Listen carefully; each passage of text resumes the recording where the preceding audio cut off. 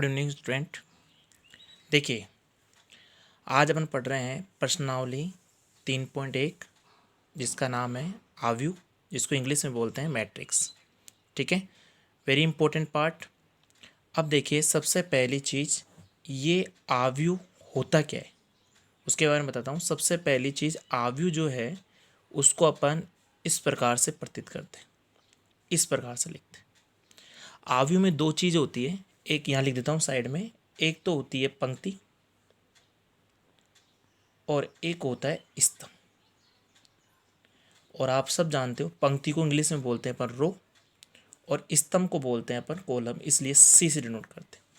वापस एक बार बताता हूँ मैं कि आव्यूह के अंदर एक तो पंक्ति होती है और एक स्तंभ होता है।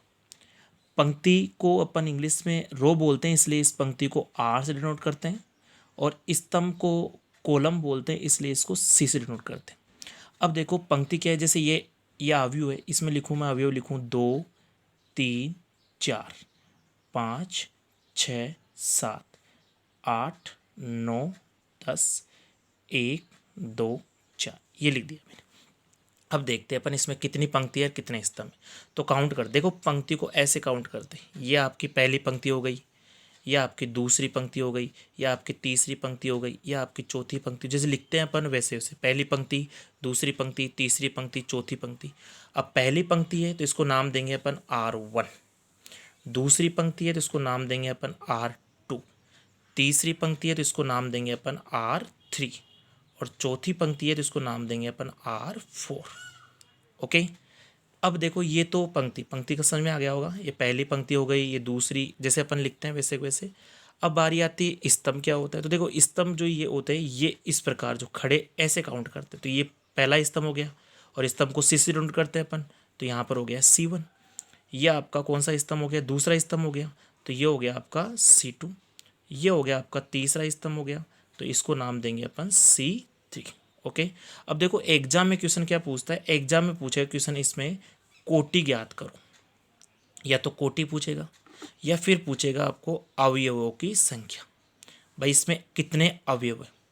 अब देखो सबसे पहली चीज, इसमें कोटि और अवयव पूछेगा। तो देखो कोटि और अवयव कैसे निकालते हैं वो बताता हूँ आपको।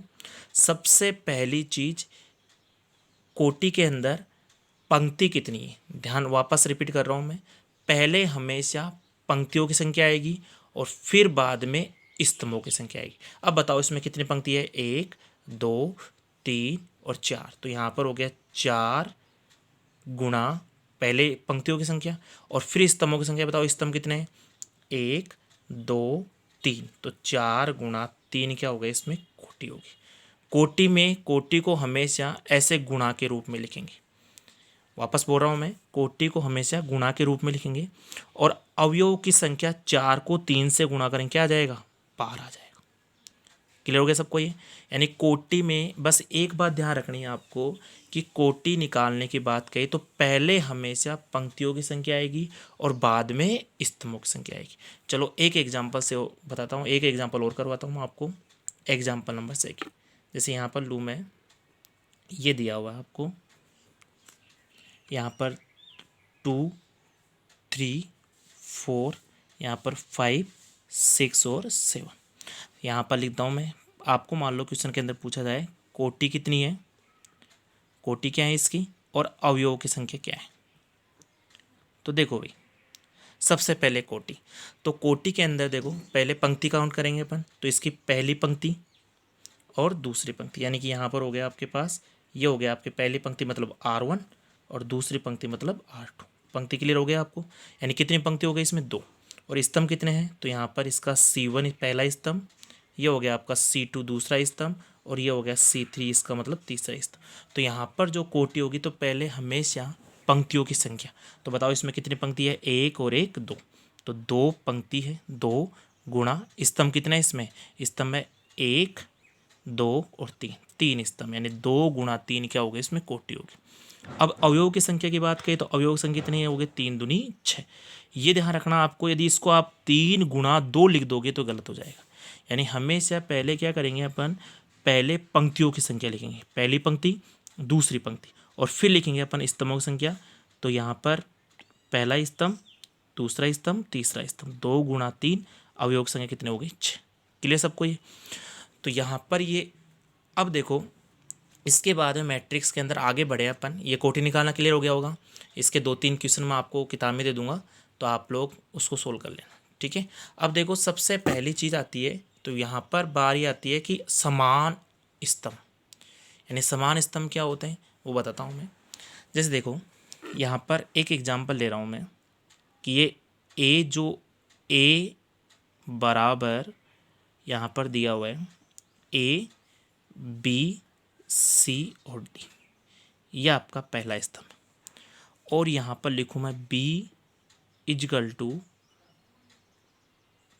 3, 4, 5 और 6, ये दोनों दिया हो।